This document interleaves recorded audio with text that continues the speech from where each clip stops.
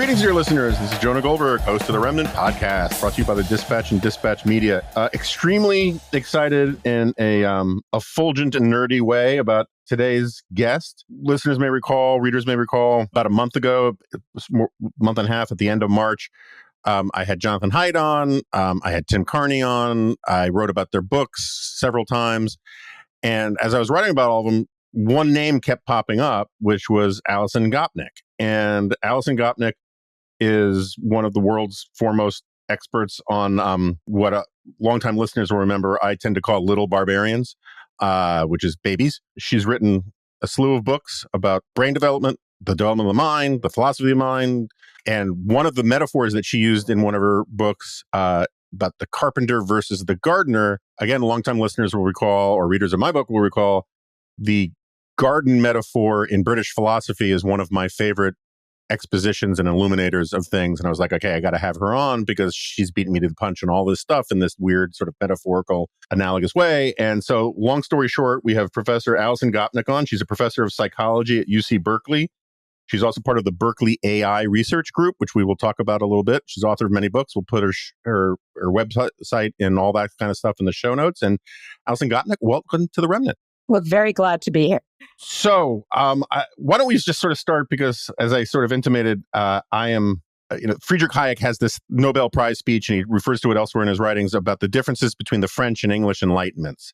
Yeah. And in the French Enlightenment, the visual metaphor for it are like those hyper-rationalist gardens with the geometric shapes where you're trying to impose reason on nature. And then in the British Enlightenment, or the Scottish Enlightenment plus British Enlightenment, we can get into it, the ideal sort of understanding of nature, or of the role of basically the state, is the English garden, where people are given a certain zone of freedom to grow up and achieve the best versions of themselves, right? Or in the English garden, you have different plants and different things, and the gardener is just there to make sure everything is okay, but otherwise everything is free to be itself in a space. And I've used this metaphor in 1,000 different ways. It's sort of big in my last book. And then, of course, I come across Garden and the Carpenter, where you basically make this argument in a more intelligent and serious way about parenting, which is a complicated topic in its own self. So why don't we just sort of start there and have you lay out what you mean by the carpenter and the gardener?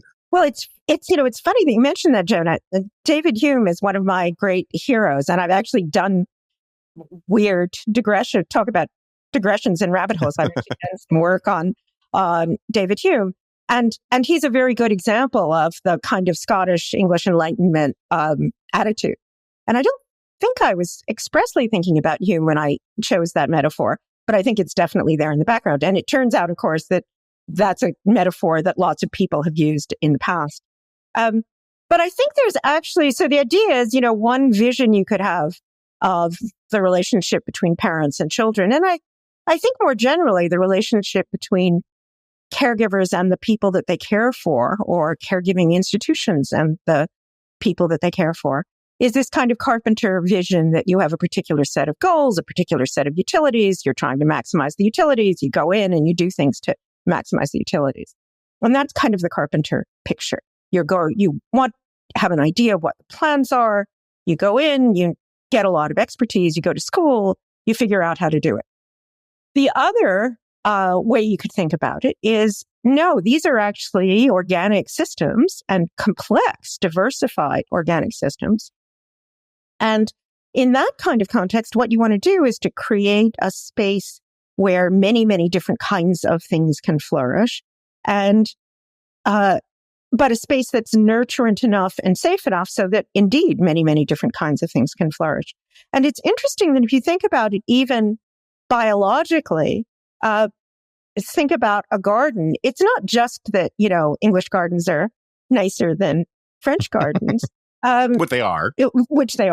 But a healthy garden, from a biological perspective, is exactly a garden that has a great deal of ecological diversity and complexity. Right. And that, a really important point is that kind of a system has a kind of robustness that the engineered system doesn't, right? So the point about having a healthy, diverse garden is when, climate change comes and it gets dry or it gets wet or things are different, there's enough diversity so that the whole system can adapt. And I think that's what childhood is. So I think the way that childhood works biologically is that we have this period early in our lives when there's a great deal of potential for diversity. There's a great deal of potential for flexibility. And you can even see that in brain development. And what that means is that we can deal with novel, unexpected, odd, what AI people call out of distribution, non-stationary environments. We can deal with things that are new in a robust way. So it isn't, part of it is, I think, from the perspective of parents, trying to be a carpenter as a parent will just drive you nuts, right? Mm-hmm. So just in terms of your own mental well-being and the mental well-being of your children, I think it's a much more empowering, positive picture to think about yourself as being a gardener. But even more, if the biological point of caregiving, the biological point of childhood is to have this robust, diverse system that can deal with change, then that's the kind of thing you need to do to be able to make that happen. So first, I have many questions, but my understanding, layman understanding of sex differences is that, to put it bluntly, there are a lot more male morons or idiots, and there are more. The distribution is more varied, right? And I don't just mean it for intelligence, but I just mean in terms of all sorts of things, that men were more expendable as an evolutionary thing than women. And I'm just wondering, the gardener versus carpenter metaphor, does it apply? I'm sure it applies. I 100%, I'm the father of a daughter. I 100% agree with the gardener metaphor as a general proposition about parenting. But I'm wondering whether it applies with different degrees of intensity for male and female. We're seeing that we're moving into a kind of an economy where women are starting to really do better. More of them go to college. They're better suited for college in all sorts of ways. The economy is not geared to young men in certain ways. And I'm just sort of wondering, does the applicability of the garden archetype apply differently?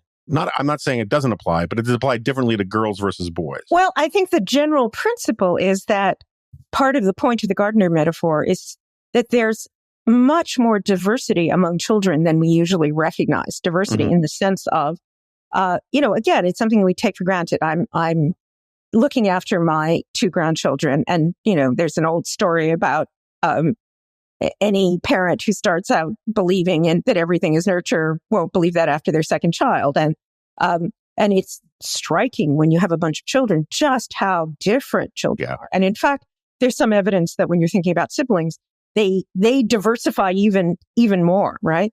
And again, part of the point about the gardener metaphor is that if you have many different children with many different kinds of properties and many different ways of being in the world, then in terms of both, the characteristic of being a caregiver, but also in terms of their thriving, you're going to do much better if you have this kind of garden. So, a better way, I think, one way of thinking about it is, you happen to have the child who has the same traits and the same gifts and the same interests that you do as a caregiver. And that makes it really easy to have the child come out the same way that you want them to come out, assuming you're happy with the way that you've come out. You have a child who's temperamentally completely unlike you, or is sometimes temperamentally completely like you. One of the things that we know about diversity is that what's called temperament seems to be one of the things that varies the most early on in development. So how sensitive, it's funny, you can even see this from how sensitive you are to caffeine, right? So some babies just get incredibly wound up with just a tiny, tiny bit of stimulation, and other babies just chill out no matter what happens to them, right? People sometimes talk about this as orchids and dandelions. There's some babies who are just, everything that happens, they're taking it. And then some babies that are just completely calm and chill. And you can see why, as a caregiver, those babies are going to have different mothers, right? Because the baby who's wound up is almost inevitably going to end up having a mom who's more wound up, because you're having to deal with this wound up baby. And the baby who's calmer is going to have a mom that's calmer. And one of the things that we know is that there are these kind of cycles of interaction between what the children are like and what the grown-ups are like.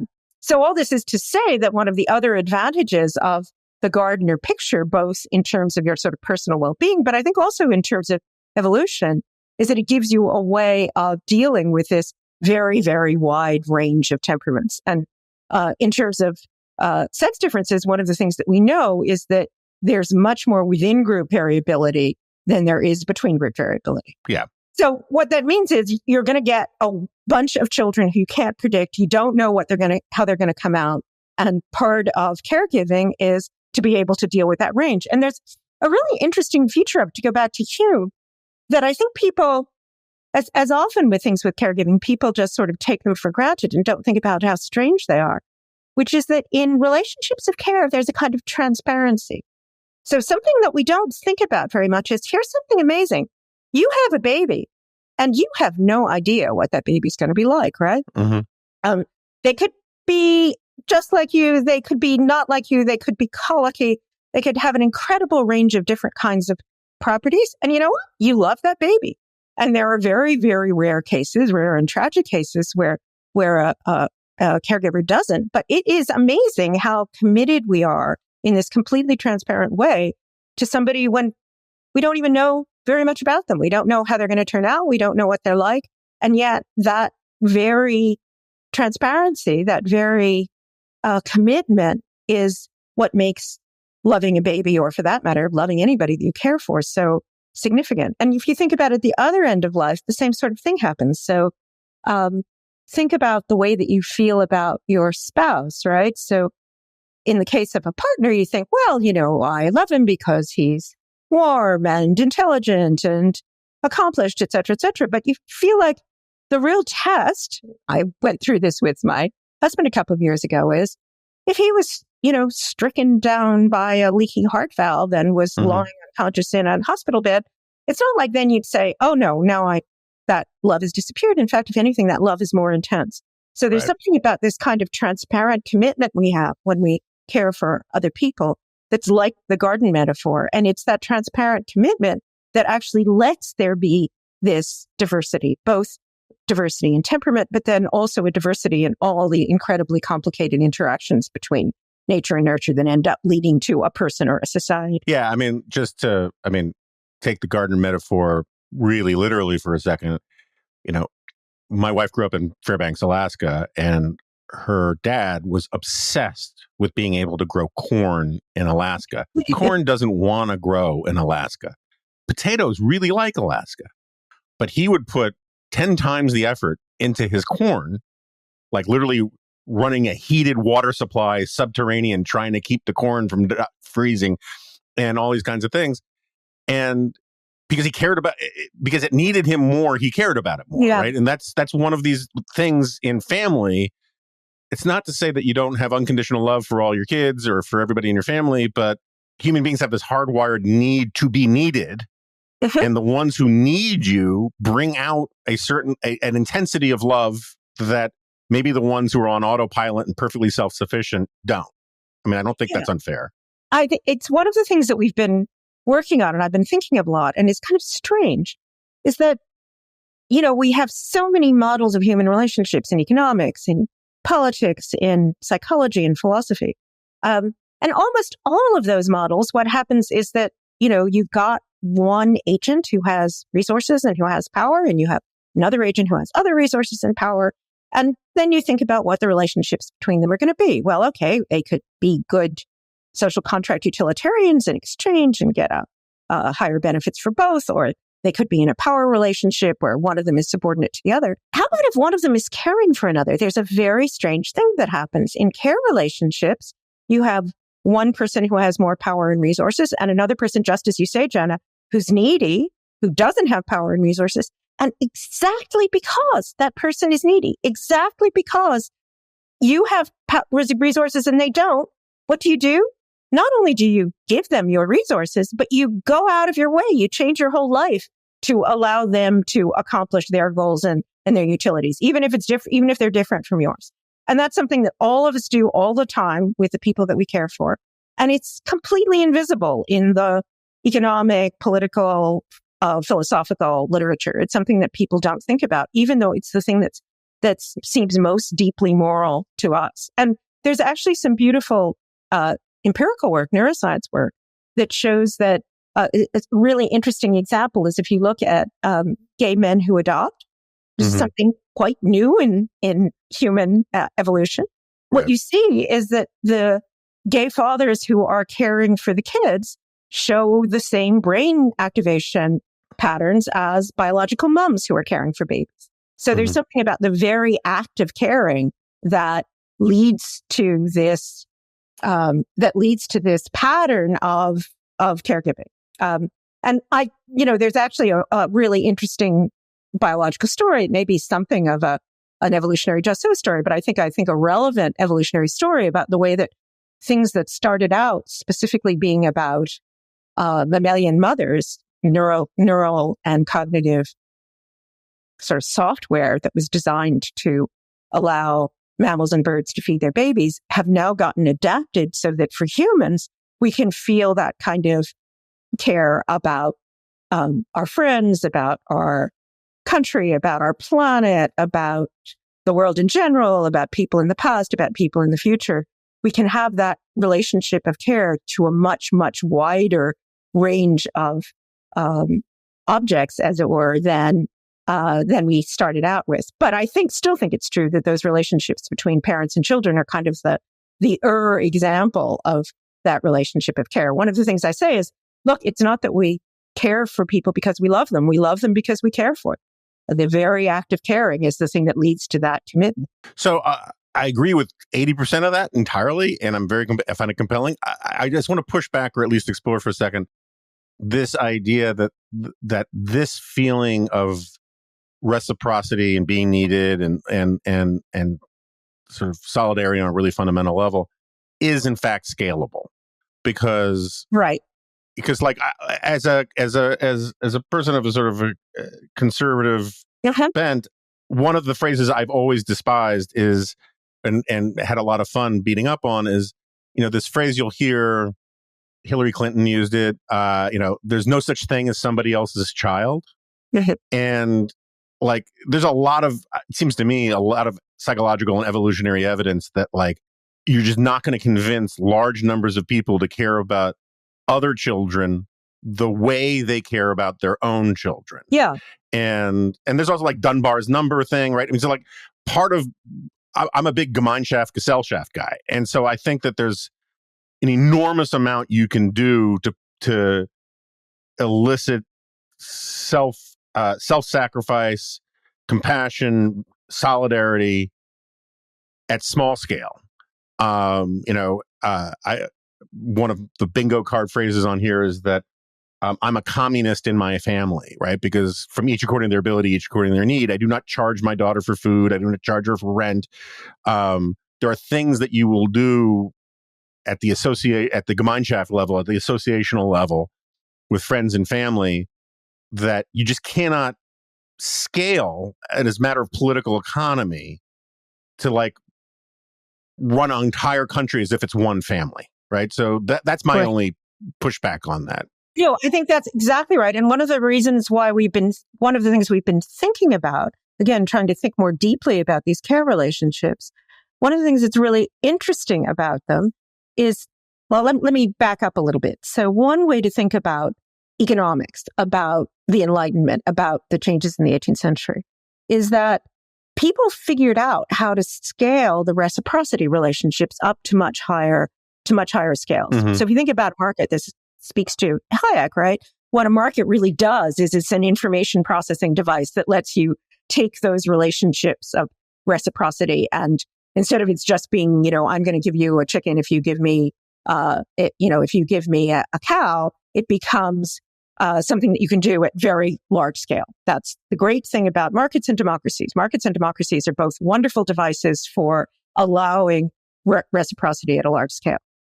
If you think about care, I think you're right that it is very difficult to see how it scales, right? There isn't a way of simply scaling it. And it's interesting that if you look at Menci,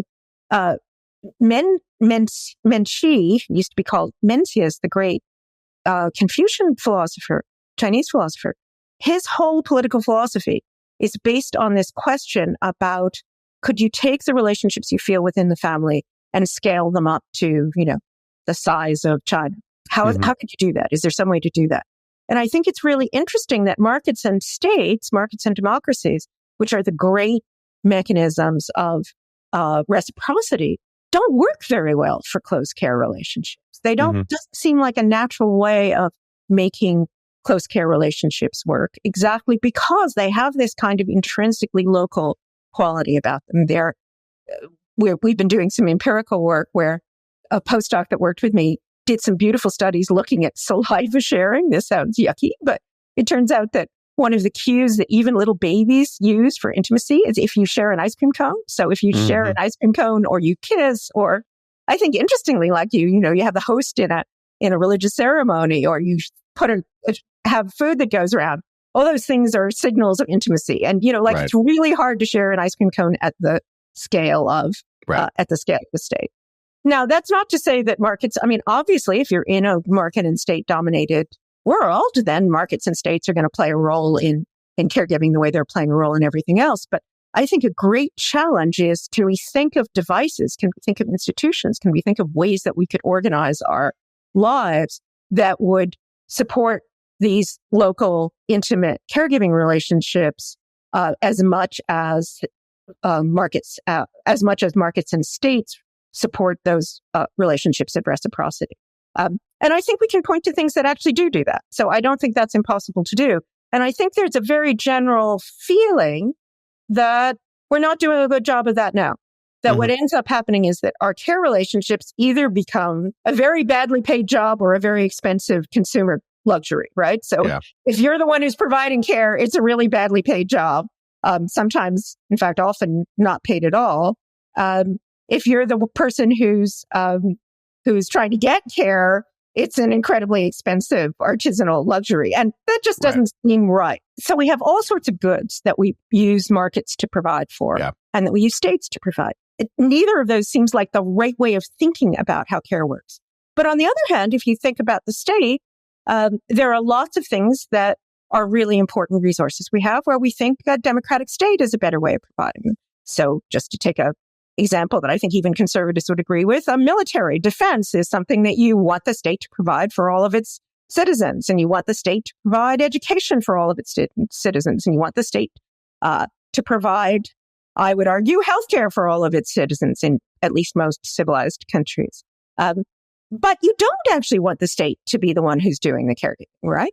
You don't want to give your babies away to professional caregivers of the who are provided by the state. So then the question becomes, if markets and states aren't the right mechanisms, what are the right mechanisms? Now, in a small-scale society, you can pretty much assume that we have what the great anthropologist Sarah Hrdy called alloparents. So in a small-scale society, you can have the village that's taking care of the child, because one of the things we know about humans is that literally from the time we evolved, because we need care so much, we have a much wider range of people who are giving this kind of close, local, intimate care to begin with. So we're unusual as a mammal because we have pair-bonded fathers, and we can even show physiologically the way that fathers are involved in care in the same way that biological mothers are. We have my personal favorite, the postmenopausal grandmothers. So we live for 20 years after menopause, and we always have, even when we were foragers. And I think there's a pretty good argument that evolved because it allows those grandmothers to provide an extra level of care. And we have unrelated people, alloparents, who are also involved in care. And as I mentioned, though, the cue for that is these close local relationships. So the alloparents become alloparents because, they go to Montreal and pick up the baby, and the baby is incredibly adorable and cute. And next thing you know, they're madly in love with the baby. Will do anything to the baby.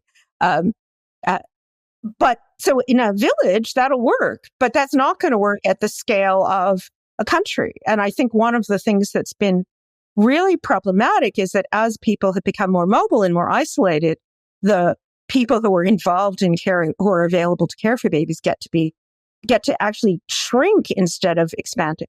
So are there mechanisms? And I think we could point to a bunch of them. Maybe we could talk about that later on. I think there are a lot of possibilities for things that we could do that would make that intimate caregiving that's so important to us, that's so profound, that is foundational for children to thrive and just foundational for us to have good lives, make that not be this kind of little personal dilemma that we all have, but make it something that the whole society is enabling.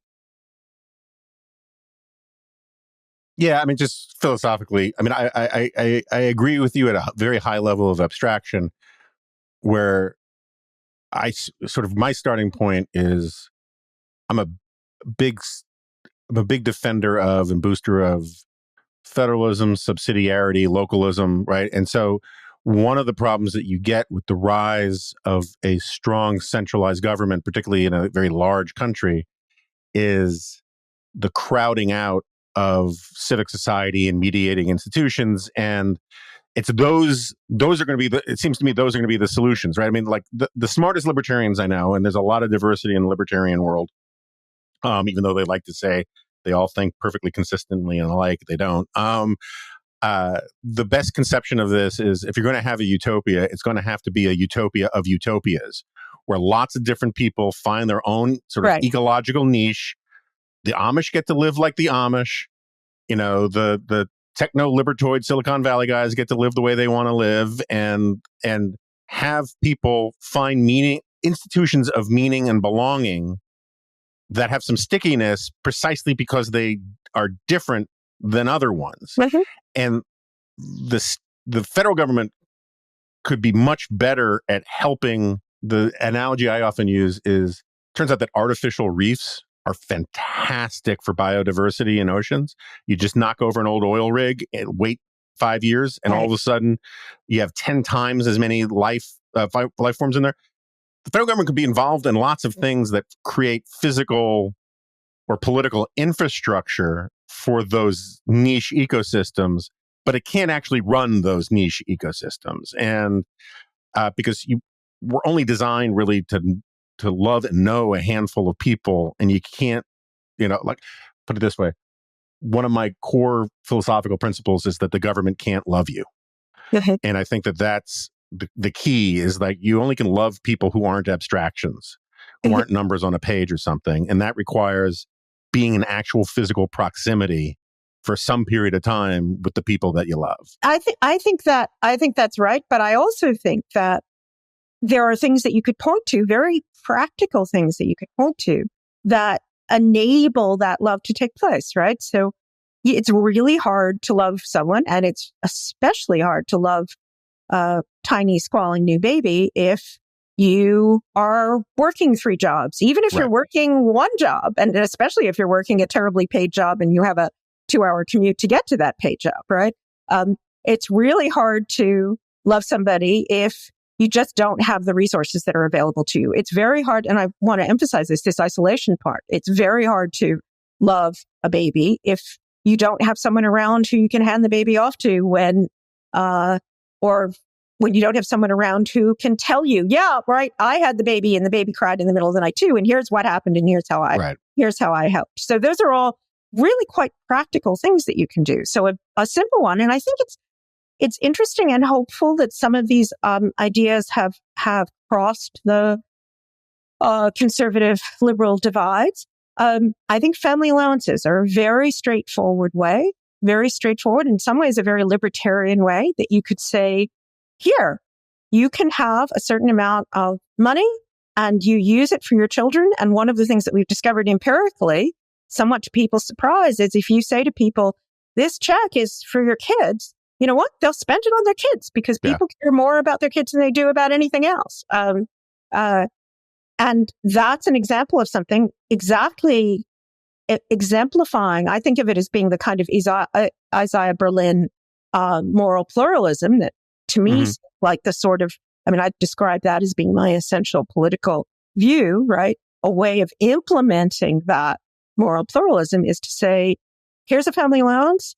This is to help you raise your kids, and you can decide how you're going to spend it. It might be that you spend it by having one of the parents stay home. It might be that you spend it by having family childcare. It might be that you spend it on the very high quality, childcare center that we've designed and built, right? It could be any of those things, but you have more authority. Here's another example. which I've actually become to think is much more important than we think. Housing. So one of the things that happened just kind of spontaneously in the 20th century was that we got this housing model where we had lots and lots and lots of single houses that are very distributed, very different from, very far away from one another. And it's funny, right now I'm in Montreal, staying in my children's house. And it just so happened that because of, weird things about Montreal, parts of Montreal that were originally quite poor immigrant neighborhoods have triplexes. So they have three apartments, one on top of each other. And then they have what's called the ruelle. The ruelle is the little alley in the back of the triplexes. And it is amazing how just that physical setup kind of automatically gets you the kind of close local relationships that you were talking about, right? Everybody's sitting on the balcony looking at the ruelle. And this sounds like this might sound like a fantasy, but it's actually real. Everyone sits on the balcony. The kids play in the ruelle. Everyone's watching all the kids. Everyone knows everybody else in the ruelle. And just the physical infrastructure has done that. Another really important thing that people have emphasized is the elderly. So we do this extremely strange thing, which is that we separate people in different generations in our culture. So, the kids go to school and the parents go to work and the elderly go to Florida. We have them. Nobody's in the same place. And again, if you think about these close relationships of care, literally being in the same place, seeing the grandchildren, seeing the young is a way of making those relationships of care work and work in both directions. So one of the things that we know is going to happen demographically is that we're going to have this incredible increase in the number of elderly people. And that's a good thing, because the reason why we have that increase is because, if you don't die young, you live to be old, right? Fingers crossed. That's but sort of fingers crossed, right? Because what that means is you're also going to be an old person who's going to need more care. Right. Now, one of the things about the elderly is we know that they're both able to provide care. That's one of the things that there actually seems to be this kind of natural psychological increase in the impulse towards altruism as you get older. There's really beautiful evidence for this. So there's a real need and desire and ability to provide care. But of course, you're not as strong or as independent as you were when you were young. So you need care as well. And that could be done if you were in the same place. It's very hard to do if the elderly parent is in an assisted living facility that's far away and the person who's doing the caring is also trying to have a job and take care of the children and do all the other things that they want to do. So I think just providing resources so that you could have a kind of designated carer. I just saw a nice proposal from Manny Iglesias, I think, who suggested that we have a kind of graduated system. We do something very strange now, which is that we do actually give lots of money to the elderly in this kind of independent way. We have this mythology about how it's an insurance system that you pay in too early, but of course it's not. What it is we want to take care of the elderly as we should in the form of Social Security. And we put many more resources into that than we do into taking care of the kids. And Iglesias' proposal, which I think was very nice, is you just have this kind of income supplement that starts out really high when you're a little child and then tails off as you become a midlife adult and you can take care of yourself, and then comes back in again as you're elderly and you need more care and resources. Another thing that I think we could do is we could have many more both legal and institutional ways of supporting those local commitments. So, the one care relationship that we really recognize both institutionally and legally is marriage. And that's a little odd because, if you think about marriage, at least traditionally being rooted in heterosexual erotic relationships, these are not the most stable of all of human social relationships, right? It's not, that's not the thing that you want to plant your flag on. We could have recognized relationships with children. So, we used to have godmothers and godfathers served the function of, look, here I am. I'm committed to this child. If something happens to the parent, I'm going to be there. We could have designated caregivers. So one of the things that happens is that often it's one child, and usually it's a daughter who becomes the person who's taking care of the elderly person. Right. We could say, you know what? We're going to have a big celebration, right? We're going to have a big celebration where you're going to be the caregiver, and that is going to come with responsibilities, but it's also going to come with an income so that you can help take care of that elderly person. You could imagine doing that with friends. One of the things that people have pointed out is that friendships have been sort of undermined by just having markets and states as your model. So I think there's ways that you could both have, real economic policies, and you could also have institutional and symbolic policies that would enable those close relationships, would celebrate them, would say, look, this isn't just something that comes between the cracks in your own little personal life. So somehow, this is all great, but somehow I've managed to start out with babies, and we've spent a while talking about taking care of old people. So I'm going to switch gears just a little bit. So one of my favorite books, and I went back and looked at it, and of course you're all over it, is Paul Bloom, who apparently you did undergrad with, friend of the podcast. His book, Just Babies, which I always have to tell people no babies were harmed in the conduct of writing that book. But one of the things I learned from that book, which has fascinated me ever since, that babies are born with accents, that they hear basically in utero. The French babies will have a slightly French accented cry, and African babies, or I shouldn't say African because there are a lot of different countries in Africa, but Nigerian babies will have a slightly different cry than Ugandan babies or whatever. And that accents scare babies a lot more than skin color does. That the differences in language, different language scares babies more than, and you obviously have free reign to correct me on any of this, but I just want to set up the question.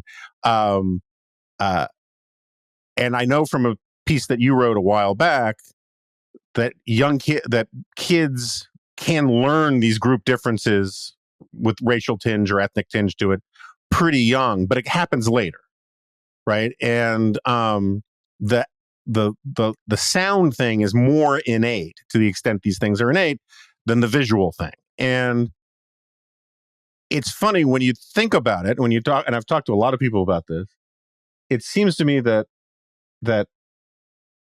there's a lot of culture war radioactivity to this point, but you're not going to be able to, nor would you want to, but you're not going to be able to teach people to have a different skin color or a different racial ethnicity kind of thing. But teaching people to speak the same common language, or with the same sort of BBC English, but for America kind of approach, would reduce a lot of social friction in this country and in our culture. And, it's funny how British Black people, when they speak with a thick British accent, Americans go gaga over it because there's something about it that sort of tricks their brains. It's not like British Black people are any different genetically than American Black people or anything like that. But I'm just kind of wondering, how do you, first, your response, maybe I'm crazy and it's a horrible idea, but about teaching a sort of a more common pronunciation, right? Or diction, or whatever the right word is. But two, how should we think about the sort of factory preset wiring of babies when it comes to group differences, and how do we overcome them in a non-utopian sort of way? So first of all, on the language point, I think exactly the opposite of what you say is what's right, in both senses. And here's the point. It's so funny to hear this, especially in being in Montreal as a Montrealer, right? America is incredibly bizarre. This idea of the weird cultures, but America is really super, super weird because we have only one language.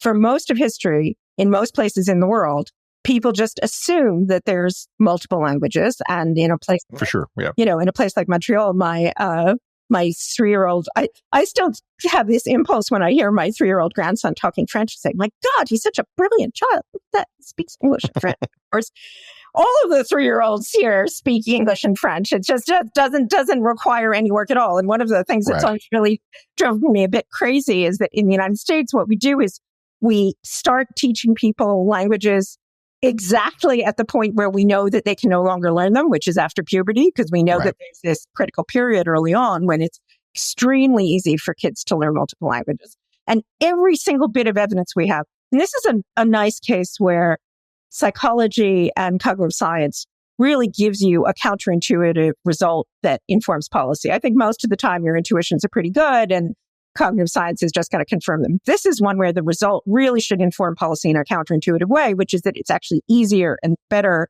Kids learn language better if they're learning multiple languages than just a single language. So I think that what you should try and do is to encourage as many different kinds of languages as possible. And it's funny that you use the example of England, because of course there's one where there's the reason I think why the English are all such fantastic, great actors is because there's incredible variety in language use and accent. You can recognize exactly where someone comes from and what they're like just from these subtleties of the way they speak. And the whole culture kind of recognizes that. So that's why I would argue exactly the opposite. Now, okay, so can I push back on that a little bit just to hear your response to it? Because this is very interesting to me. So I agree with you about teaching languages. Absolutely. The younger the better, drench them in languages. I think that's great. And I don't, particularly when talking to you, I don't want to start invoking Freud in any meaningful way. But the narcissism of small differences is a real thing. And there is something about accents in American culture, and I would argue also in English, right? We're not talking about different languages, we're talking about different accents. There's a deep-seated Northern bigotry towards Southerners. They think all Southerners sound stupid because of their Southern accents, right? There was that whole argument about Black English, and there was a while they were supposed to call it Ebonics and all that kind of stuff. And I think there's a lot of prejudice and racism that's triggered by sort of traditional African American patois kind of stuff, and that I think is unjust, but I think it's a real human thing.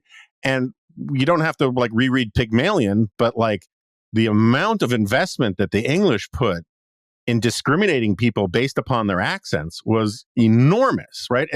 So I think that's sort of what I'm getting at is that when I'm talking about how when Americans hear Idris Elba talk or some other famous British Black guy talk, it short circuits or it bypasses a lot of that precognitive prejudice that Americans have. If you're thinking about, but look, Johnny, you were just talking about this kind of pluralist vision, right? Where you have the multiple utopias, right? And one way of recognizing that, one way of thinking about that would be thinking about having different kinds of dialects. Now, to get back to the babies, I think the evidence is a little out in the sense that babies definitely discriminate between things that are familiar and things that are unfamiliar. There's no question. Right. And it's very hard to tell in that data, is it that babies hear an unfamiliar voice or unfamiliar accent and they're surprised and prefer to listen to the familiar one because they can process it better, or whether there's something that's a group indicator. Now, it's interesting that by the time we're talking about 3 and 4-year-olds, there is quite a bit of evidence that they're starting to have these in-group, out-group differences. And there's, the famous T-shirt studies, which suggest that even just, completely arbitrary marker. And I think this is where accent comes in as well. A completely arbitrary marker of group status is something that kids, by the time they're, 4 or 5 years old, are already being sensitive to. So they're already sensitive to, okay, all of these people have the blue T-shirt. Everybody here has a red T-shirt. Everybody here is talking in one way. Everybody there is talking in a different way. And they start recognizing those differences. And then they start mapping those differences onto class differences or resource differences or other kinds of differences. But surely, if your ideal is this pluralist ideal, what you'd want would be to have a community where you could recognize this is, somebody from the Bronx, right? And this is somebody from Virginia, and this is somebody from California. and have that be part of their identity, and yet not have it be a source of conflict. I think it's actually sort of striking and sad that you see all the, when you hear the politicians talk, for example, that they all sort of talk this neutral CNN kind of language in a way that they didn't in the past. And in the past, they would have had, the Jimmy Durante accent or the Mid-Atlantic accent is completely gone. And it's maybe you just watched 1950s, 1940s movies and you're like, why does nobody talk like that anymore? I'm totally with you. If you're getting back to the garden and the idea of diversity, I think there's a good argument that one of the things that's been sad, I mean, how it works out in terms of people's attitudes, I don't know, but there just seems like there's something intrinsically human about having this diversity of temperaments and a diversity of behaviors, and the diversity of accents could be a kind of signal for this. But I mean, of course, this is part of a broader, deep human, what as Ira Berlin would call one of these basic tragedies, which is you want this group identity. You want to feel as if you have an identity that belongs to your group. What you want is to have the gardener attitude about, and here's, my husband who comes from Clovis, New Mexico, who has what I think is a very adorable Clovis, New Mexico accent. You want that to happen. But it's very easy for it to tip over into group conflict. And it's very easy for it to turn it over into hostility towards the outgroup. And it's a real, especially when, say, resources are not even. And I think that's the great kind of basic tragedy question about how do you encourage that kind of diversity at the same time that you discourage the conflict and prejudice. And Jonah, I'm a bit surprised to hear you proposing this, because it feels like the universal language is one of the Enlightenment projects. If you remember in Gulliver's Travels in Laputa, it's one of the things that Swift is making fun of is the idea that the professors think that there's going to be a universal logical language as opposed to all the individual languages that we have. Yeah, I just want to be clear. I'm not proposing the adoption of Esperanto, right? No. And maybe my model is my point has less to do with, and I agree with you entirely. There is a tension there insofar as I want America to be a weirder country to drive across, where you go to different places and see different kinds of people having. You have to protect basic civil rights. You have to, all that stuff. We've amended the Constitution. I fought a civil war. We're not going back to any of the horrible stuff. But like, if some towns want to be a dry town, let 1,000 flowers bloom. I have no problem with that. I also think getting over some of these prejudice and bigotries about accent is part of being an adult and part of being a good citizen and being a sort of liberal-minded person in the classical liberal kind of way. So I agree with you on all of that. At the same time, the minority-majority strategy of Jews, spoke Yiddish in the house, but spoke, the lingua franca outside of the house. There are a lot of African-American families that speak more sort of quote-unquote authentic Black at home and with friends than they might at the office.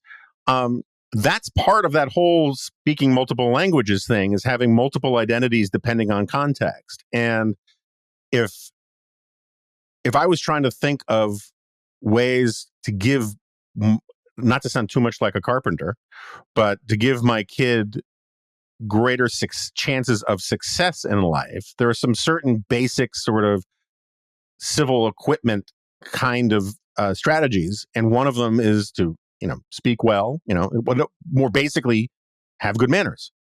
And my point is less that I want a national department of proper diction than to say, if you're going to try and fight intolerance, which I think is a perfectly legitimate thing, whether the state's good at it or not is another question. But like, I think we all should agree there's racial and ethnic strife and animosity are bad things. Maybe focus where the fruit is hanging the lowest on things that people actually have the capacity to change. And one of them is just the way we communicate with each other. And, by analogy, we could just talk about making it about, proper verbal manners and not about accents or diction and that kind of stuff. And it's the same principle, because manners are the things you do to show people respect. And I think one of the tricks of our brains is that when we hear alien accents that we think we have a set of prejudices against, the same part of our brain sort of gets triggered and feels it somehow weirdly disrespectful. And, lots of miscommunication and wars have started. I genuinely don't think that's true. I mean, I think, again, if you're thinking about, most, as I say, most countries at most times, think about Switzerland, think about growing up in Tibet, for that matter, right? Mm-hmm. I mean, that's much more, I think that's much more the norm. And I think let me pull out a little bit to a larger level. I think two things. One thing I think is Americans especially hate trade-offs, right? So they hate the thought that there's solutions to things that are compromises. Again, this kind of Isaiah Berlin basic tragedy idea that there's genuinely different values that are genuinely in conflict, and there isn't any way of maximizing all of those values. So, you can't both maximize the close relationships that you have to the people around you and your universal civic responsibilities to everybody else. Those things are just sort of intrinsically in tension. And what a good liberal democracy does is find various kinds of compromises that allow those different kinds of values to exist at the same time. And part of that is saying, all right, you can pursue this value. You might feel this way about it. You can pursue that value. You could be the mom or the father who's just dedicated to your family, or you could be the artist who goes out and wanders around the world on their own. There's lots of different ways. Because the pursuit of happiness has to be an individual thing. That's right. What some people are happy in the Marines, some people would consider it a punishment worse than death, and got to let people sort themselves out that way. But here's the point. And I think this is one of the great paradoxes about the United States in particular, is most of the time, let's go back to thinking about those care relationships. If you're in the village, if you're in a small scale environment, right, it kind of plays out about who the people are, who you have responsibilities for, and what the norms are in your group, and the kinds of language that you use. That just kind of emerges. Although, I don't want to be sentimental about it. There's still going to be lots of forms of conflict. And most countries sort of started out as being larger versions of those local relationships where people were similar to one another and had a joint history.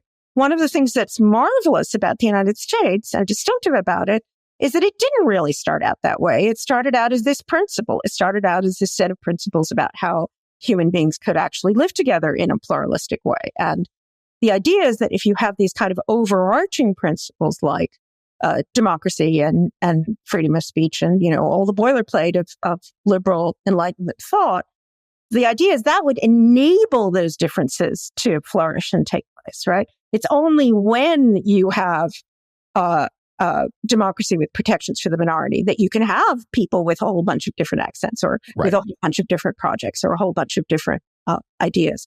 And it's tricky because I think part of what makes it so tricky is that in a way, those values aren't like the values of the local community, right? I mean, their very nature is that they're not local. They're supposed to be something that anybody who comes in from anywhere with any set of local concerns could subscribe to. And by subscribing to them, that's the vision. The vision is by subscribing to them, you're going to be able to have this kind of diversity that you wouldn't have unless you subscribe to.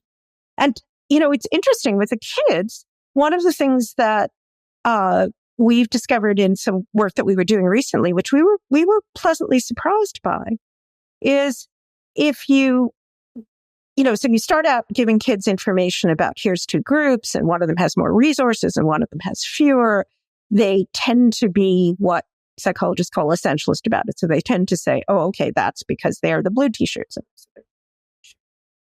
But if you give them a structural explanation for why there's this difference, so you say, well, the blue t-shirt kids didn't make as many pies because they didn't get as many ingredients as the red t-shirt kids do. So, you start out, you say, okay, here's blue t-shirts, here's red t-shirts.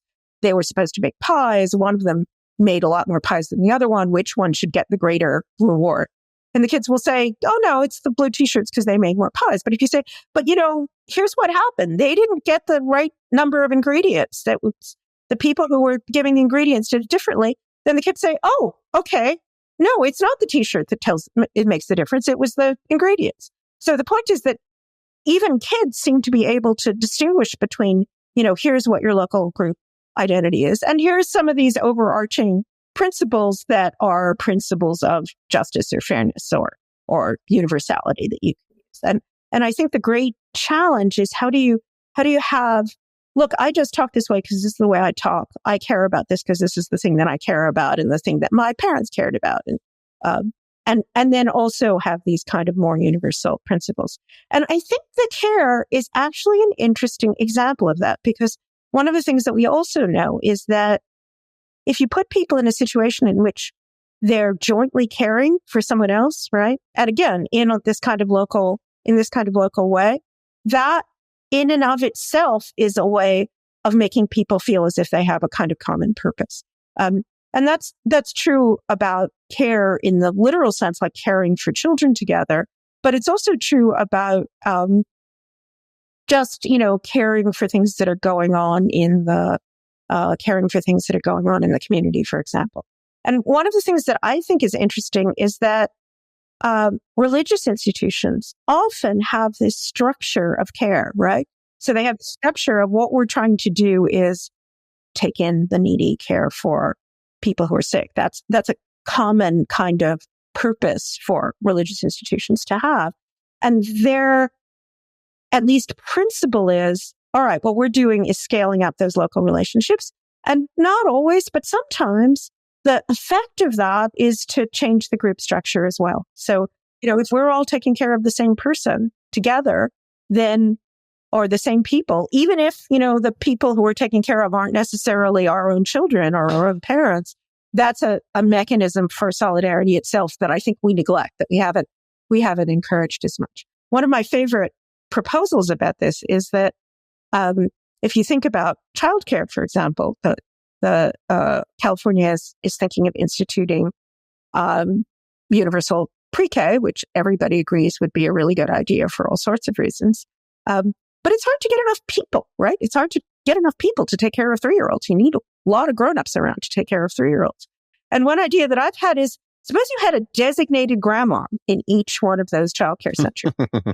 Or a designated grandpa too, right? You have designated grandparent who is not necessarily a grandparent, but someone around in the community. You give them, an extra supplement on top of their Social Security. So there's a salary that comes with it.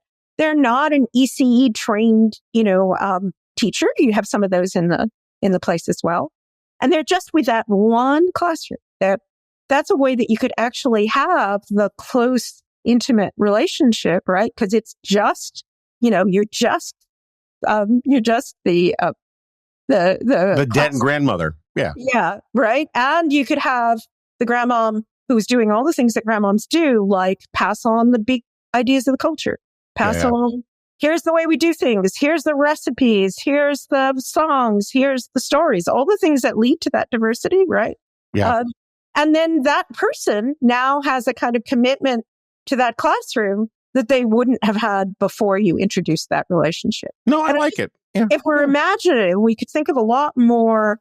I think instead of just sort of saying, okay, we're just going to leave it be and somehow, people in their little families are going to solve it. If we could say, no, here's a bunch of institutional things that we could do to support that in the way that other kinds of institutions have done, rather than saying, okay, we're going to just, the religious injunctions to love everybody are a good in principle, but you need to do much more than that to make those things happen. No, I agree. And we could probably get into the weeds on the potential pitfalls of bureaucratization, unionization. You create it you get all sort of public choice theory problems that you can get into it.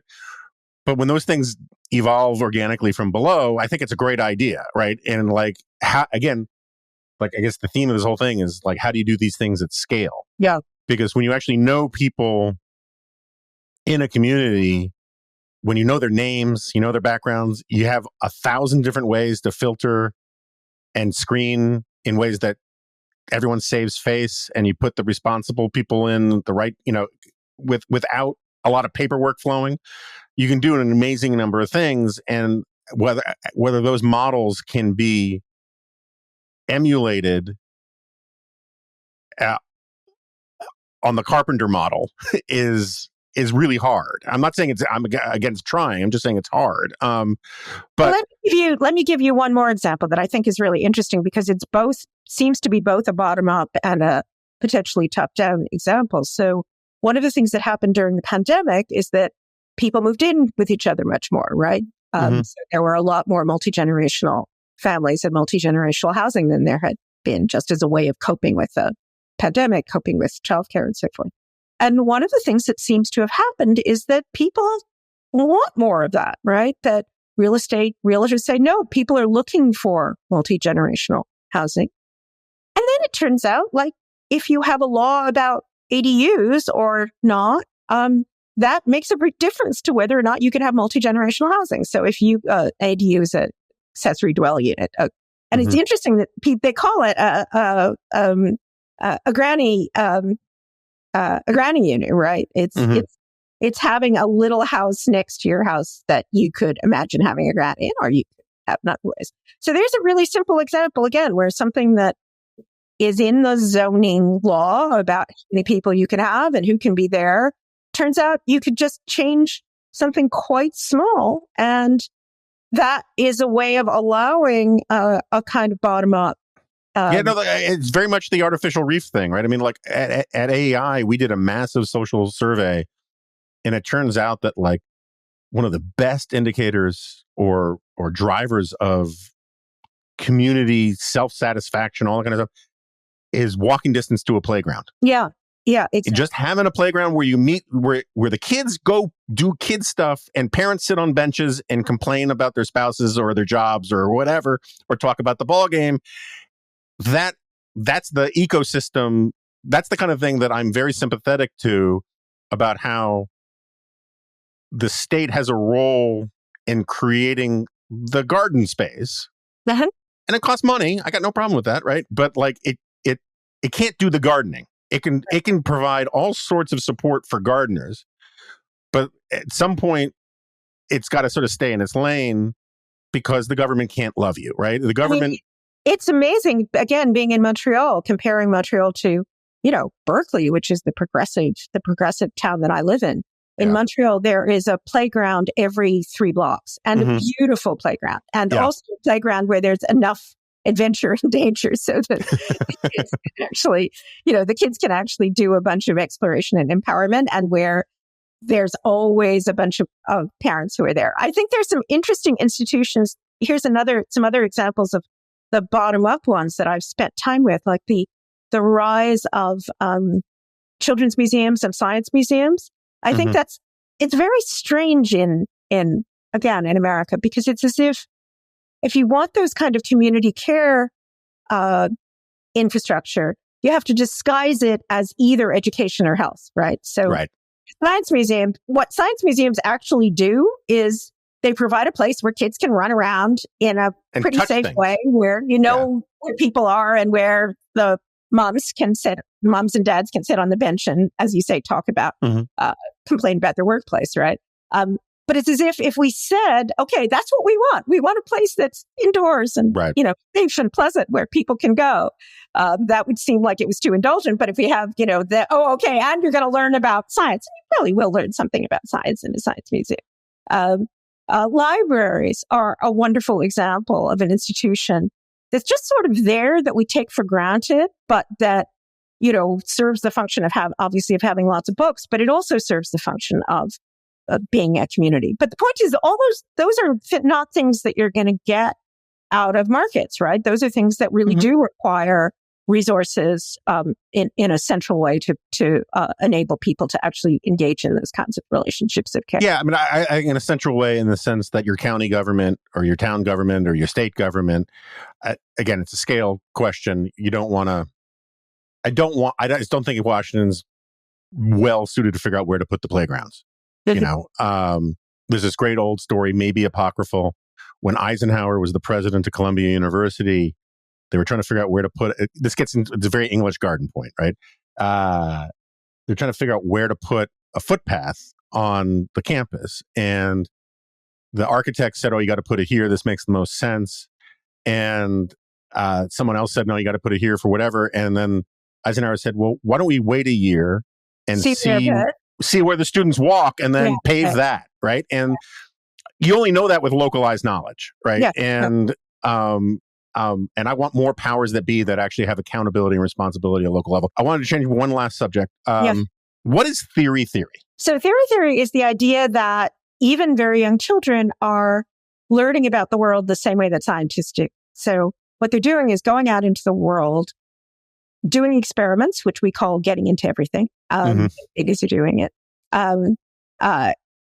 trying to make sense of the things that they see around them, building causal models, building up sort of causal pictures of their world, like scientific theories about how the world works, and then using that as a way of predicting what's going on in the world around them. There's the most recent version of it that I got very excited about, actually comes from thinking about AI. There's an idea in AI called empowerment, which sounds kind of touchy-feely, but it's quite technical.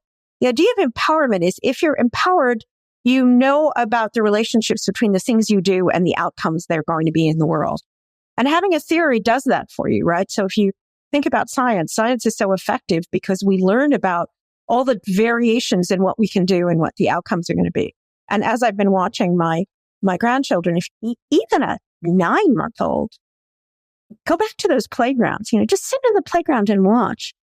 We just take this for granted, but think how bizarre it is, right? These little mammalian creatures are putting so much energy and time into doing things that just look kind of weird, right? That don't have any obvious utility, like building a big pile of sand and then knocking it down again, then climbing to the top of the climbing frame and coming down. But if you think about their theory formation, if you think about them as little scientists, that makes a lot of sense. That's actually how you understand how the world works and how you can function in the world. And that includes, again, thinking about my grandson, going up to a bunch of strange kids, in this case, strange kids who were speaking a different language even, and figuring out, how do I get these kids to cooperate with me? So that's the theory. I love theory. It is also a wonderful, if you're in the dock for playing with matches, it's a wonderful thing to plead in court. Because there's that fascination that you have when you're a little kid, right, about looking granularly at some natural phenomenon that's new to you. And I think playing with matches is crack for theory, because it's just like, oh my gosh, look what happens. And if I put this on it, it burns. And if I put this on it, it goes out. And next thing you know, the fire department's coming. But I get it.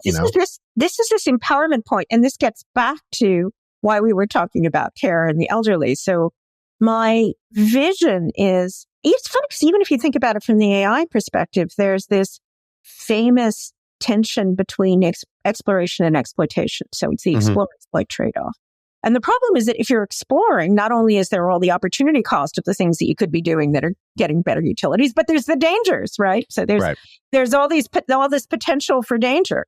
And I think the evolutionary solution to that is precisely that you have caregivers. It's precisely that you have the background, the person who's literally standing there in the background and watching, and as you can tell at the playground occasionally, rushing in because the sailor's getting too high on the ropes, but he's also mostly staying back and letting you do those potentially dangerous and certainly aversive in the short term kinds of things. When they pick up a dead squirrel, someone's got to say, put that down, wash your hands.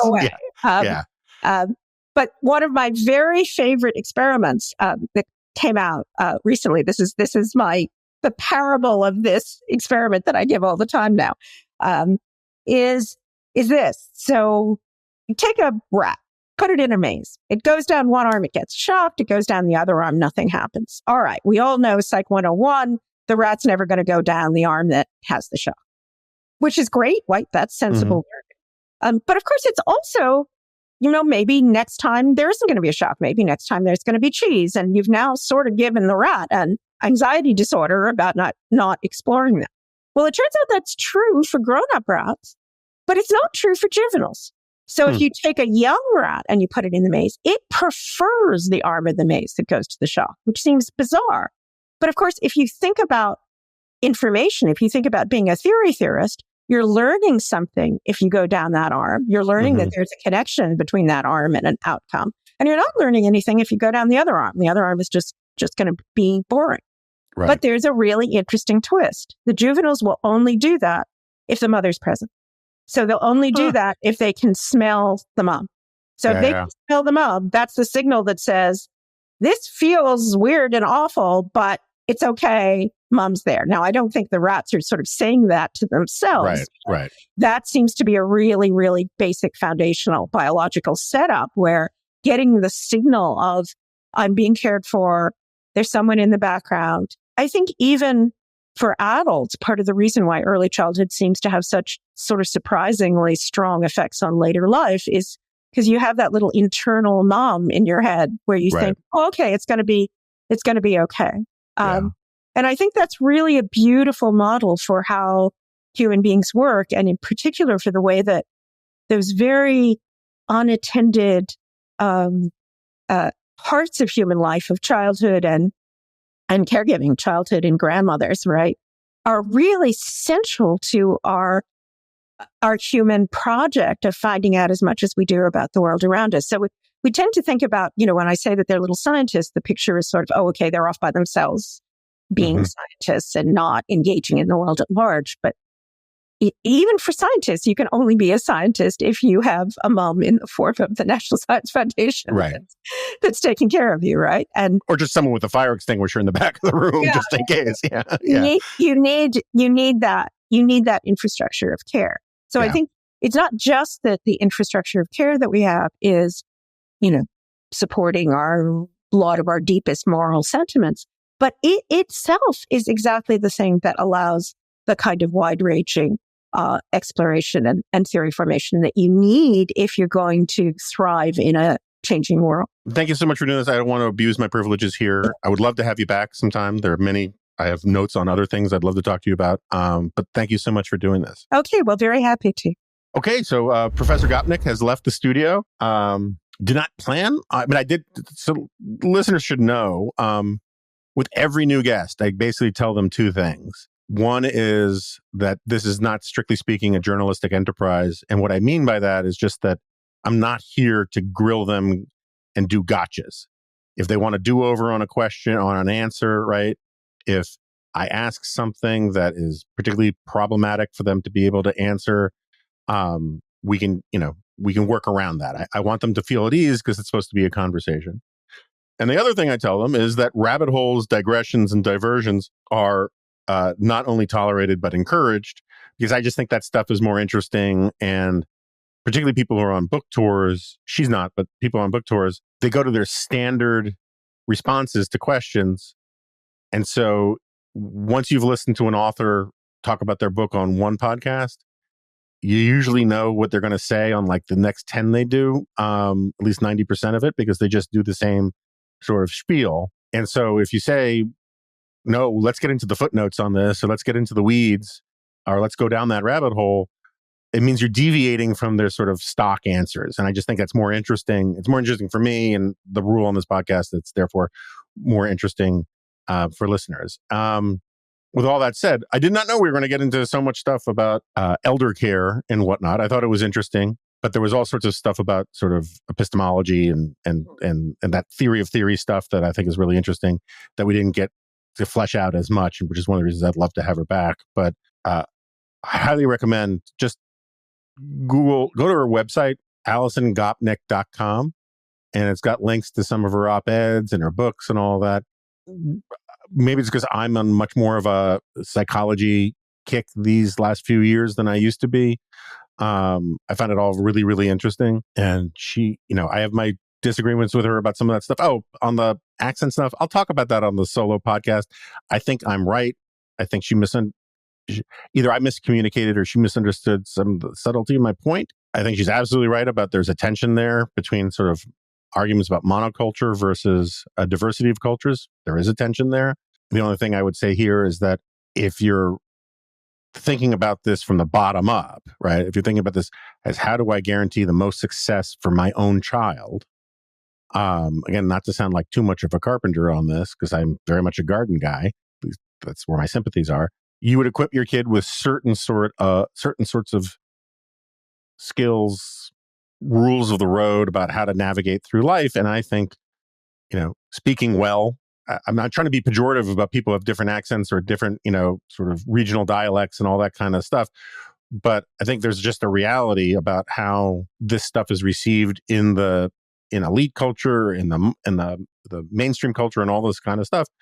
I think you would do you should do what you can to give your kid the most options to navigate that culture. And I think dealing with the prejudices about accents, and I was trying to make this point, and I don't think I got it sufficiently clear, is that there are positive prejudices about accents too. People just Charlie Cook is a brilliant guy, he's a dear friend, but like he gets a half letter grade bump up on everything he says because it's got that British accent. And these are just facts about the culture writ large, and at least American culture, that I think have some merit. And I should point out, I didn't want to start a fight because she's friends with Paul Bloom and all that. But the last time I asked Paul Bloom about this on here, he agreed with me. So I was about to say let 1,000 flowers bloom, but that sounds like a Paul Bloom pun that makes no sense. So I won't get further into that. Anyway, thank you for listening. And please check out the new and improved Dispatch. The redesign has been unveiled. Yeah, there's some hiccups here or there, but for the most part, the reviews have been really sort of just glowing and over the top positive. And we're going to fix the bells and whistles that people are complaining about. We're going to have one of the top priorities. People ask me about this is the email newsletters. We lost the tab in some of them that says open in your browser. That's coming back. It's on the top of the punch list. A few other things like that, but I think it looks great. I'm really proud of the job that Declan and Mike Rothman and our whole team did on this thing. And it is really important to us that the user experience at the Dispatch across the whole thing is positive, conducive towards reading and listening, rather than distracting from it. And we think we did a pretty good job. I should say, I think as one of the bosses that they did a pretty good job. I hung back a bit, and because I've been through many a site redesign, and it's brutal. So with all that, thanks again for listening, and I'll see you next time. No, you won't. This is a podcast.